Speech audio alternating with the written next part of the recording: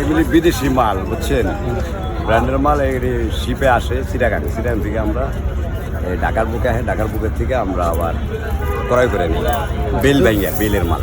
এটার নির্ধারিত নেই, এমন একটা ব্লেজার আছে 3000 টাকা, 2000 টাকা, আবার 1500 টাকা, সর্বনিম্ন 800 টাকা। হ্যাঁ 800 টাকা। ওই 800 টাকা আবার এর চেয়ে নিচেও একটু আছে, যেটা মানে একটু বোঝেন না, একটু টুটা করে পড়লো, এগুলি মনে করেন 500 টাকা বিক্রি করে পারে। চালানো না লাগে তো।